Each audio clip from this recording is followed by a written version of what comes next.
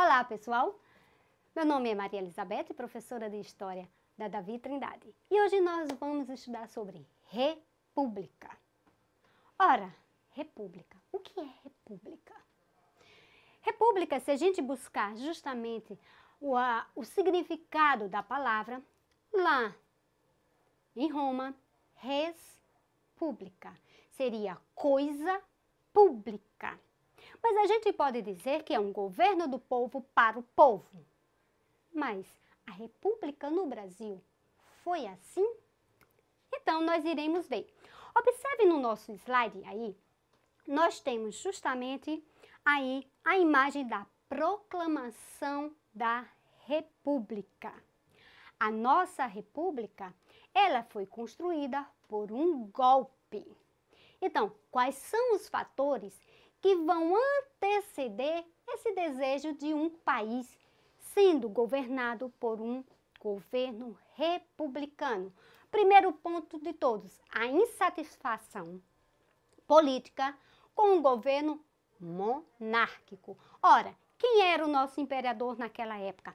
Nesta época, nós tínhamos Dom Pedro II.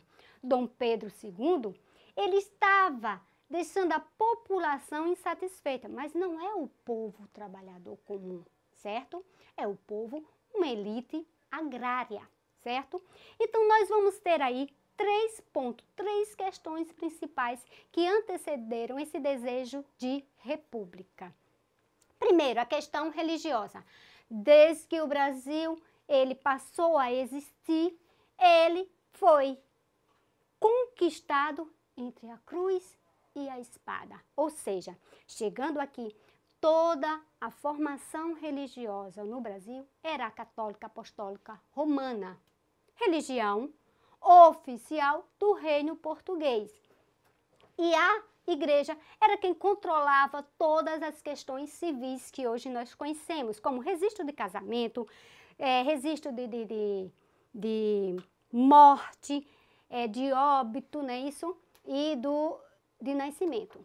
E aí teve 2 clérigos que foram presos por desobediência civil. E isso trouxe uma insatisfação por parte da igreja, por parte do clérigo. Então, igreja e Estado era quase que a mesma coisa.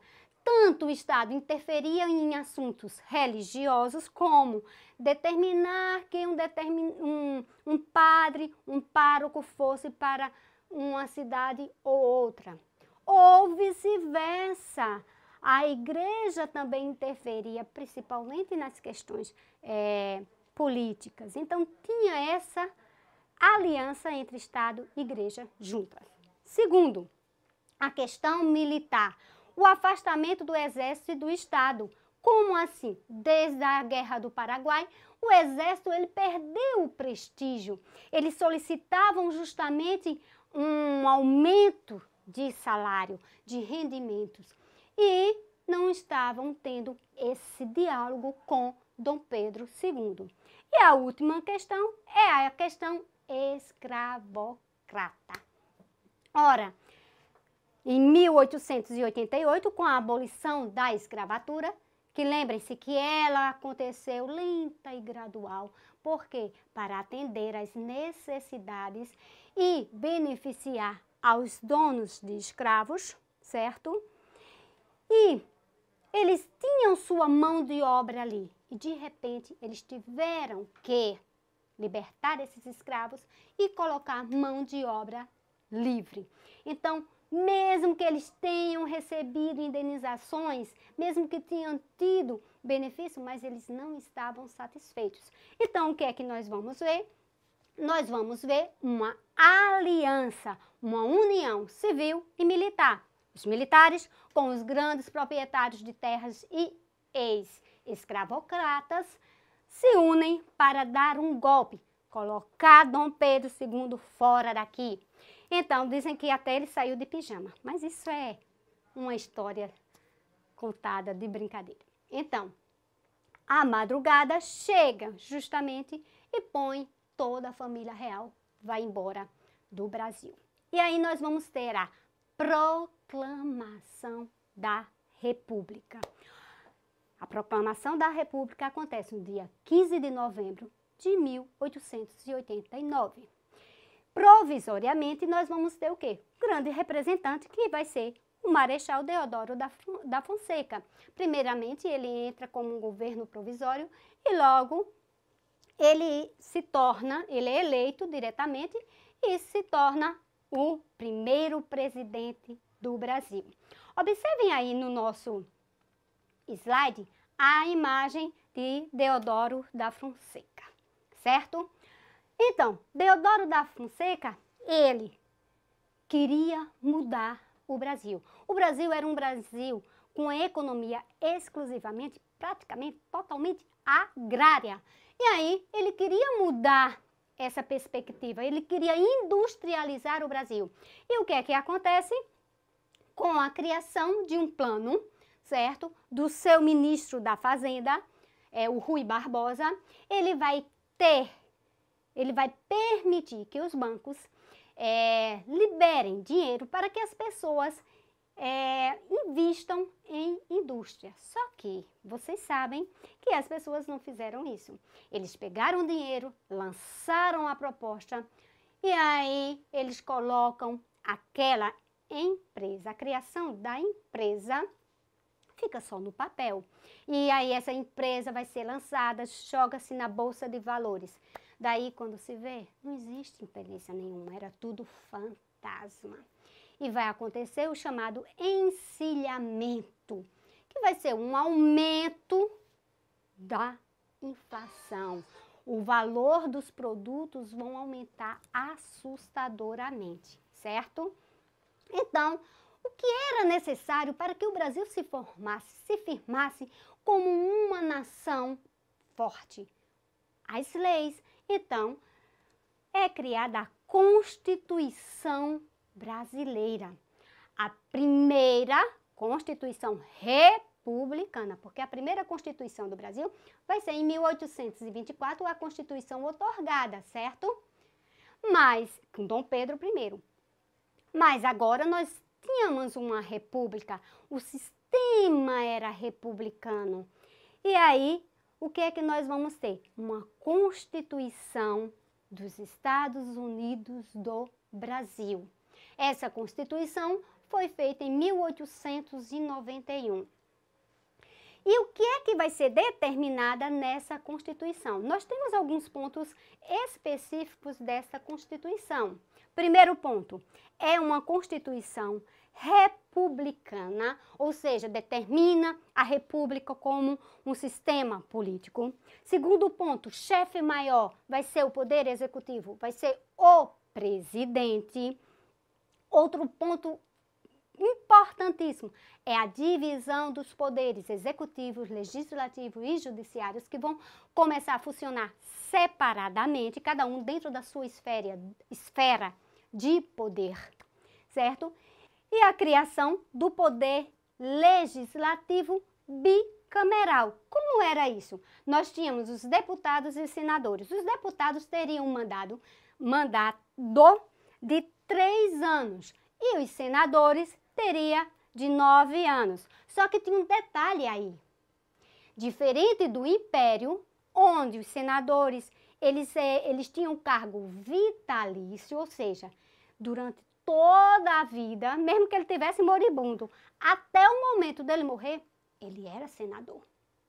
E aqui vai ser eliminado, então não existia mais isso. Era a legislação que dava o direito justamente de apenas 9 anos de mandato. Só um parênteses aqui, né, gente? A gente sabe que hoje em dia, com 2 mandatos, um senador, ele já se aposenta e nós temos que trabalhar mais de 35 anos. E aí?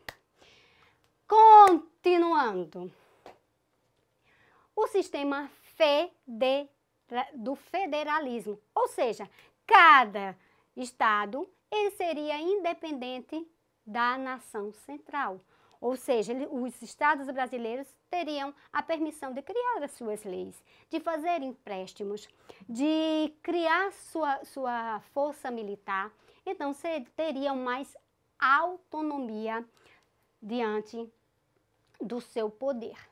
E aí, nós vamos ver o seguinte: Marechal Deodoro da Fonseca, ele vai tentar implantar uma ditadura, mas ele não vai ter apoio do seu vice, que era Floriano Peixoto. Não aguentando as pressões dos jornalistas, certo? E de outros políticos, ele vai renunciar. Quem assume o poder? Floriano Peixoto.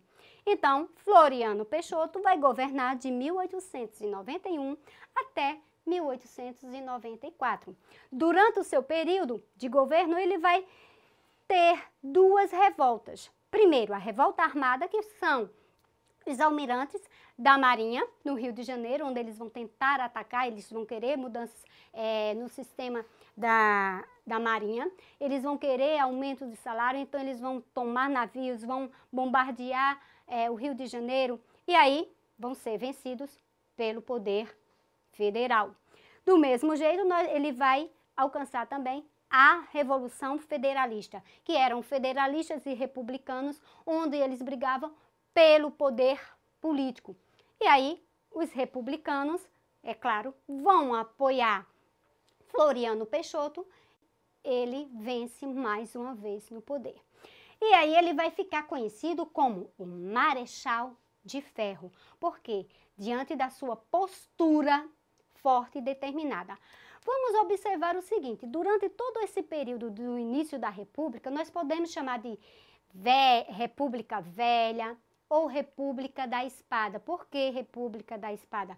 Porque em alguns momentos ela foi governada por militares, certo? Então, República da Espada, a representação do exército. E nós temos aí no slide vários presidentes durante essa época, certo? Nós temos em especial, eu gostaria de destacar aqui, o 11º, que é Epitácio Pessoa. Já escutaram esse nome? Pois bem, observem aí, este daí é Epitácio Pessoa, certo? E ele foi presidente do Brasil. Ele é um paraibano, certo? Inclusive, nós temos uma das principais avenidas aqui da nossa cidade com o nome Epitácio Pessoa. E aí nós vamos ver o seguinte: durante esse período, certo? Nós vamos ter a chamada da República das Oligarquias. Professora, o que é uma oligarquia? Ora, nós podemos dizer que a oligarquia ela é formada de pessoas que têm grandes propriedades de terra e também essas pessoas exercem um cargo político, seja ele de deputado, seja ele de governador, seja ele de prefeito, certo? Então, essas pessoas formam uma oligarquia. Essa oligarquia, naquela época, vai ter algumas características. Dentre elas, nós temos aqui, observando no nosso slide, o chamado coronelismo. Gente, coronéis aí não tinha nada a ver com o exército, tá? Esses coronéis eram pessoas que eram grandes proprietários de terra, que fizeram, durante o período do Império, eles faziam parte de uma guarda nacional. Essa guarda nacional, eles eram o posto mais alto, que eram aquela guarda nacional que foi formada por grandes proprietários de terra, que era para procurar escravos fugitivos, certo? Defendendo os interesses deles. E aí eles permaneceram com essa, vamos dizer, essa identificação de coronel. E aí o que é que nós temos nesse coronelismo? Vai ser o poder destes coronéis, desses grandes proprietários de terra, onde eles exerciam sobre uma população local. Gente, isso vai ser muito comum aqui na região Nordeste. Se vocês forem para os interiores, vocês vão escutar as vozes de vocês falando o coronel fulano de tal, Joaquim da Silva, o coronel, que era aquela pessoa que tinha a maior parte da terra naquela pequena cidade. Então, ele era uma autoridade, mesmo que ele não fosse político, mas a sua posição econômica na época e social, porque era filho de uma família, vinha de uma família, então ele era muito respeitado. E aí o que é que acontecia? Esses coronéis, eles controlavam as pessoas e ao mesmo tempo eles distribuíam cargos políticos em favor do seu candidato. Ora, como acontece? Através do clientelismo. O que era o clientelismo? Era aquela política de favores, certo? Era o cliente. Ora, eu sou um político e aí eu quero beneficiar outro político. Mas para isso, eu preciso de pessoas que me ajudem. Então, o que é que eu vou fazer? Eu vou dar, naquela época, dava uma chinela, dava telha, dava cimento, dava tijolos, dava qualquer coisa. E, em troca, tinha justamente a admiração, a fidelidade daquela pessoa, certo? Então, essa troca de favor entre pessoas, vamos usar um termo que eu não gosto muito, superiores ou inferiores, e aí essas pessoas, elas vão obedecer. E, por fim, como o voto de cabresto, que era justamente o controle de toda a política daquela época. As eleições, todas elas, eram fraudulentas. Como assim? Porque se utilizava o voto do cabresto. O que era o voto do cabresto? Era um voto controlado, onde o coronel muitas vezes realizavam as eleições, às vezes dentro da própria fazenda. E o voto não era secreto, o voto era aberto. E sendo um voto aberto, o coronel, com seus capangas ali, induzia as pessoas a votarem em quem ele queria. Então, muitas vezes, a própria cédula da votação já estava assinalada. E aí, eles votavam no candidato do coronel. Então, vejamos o seguinte.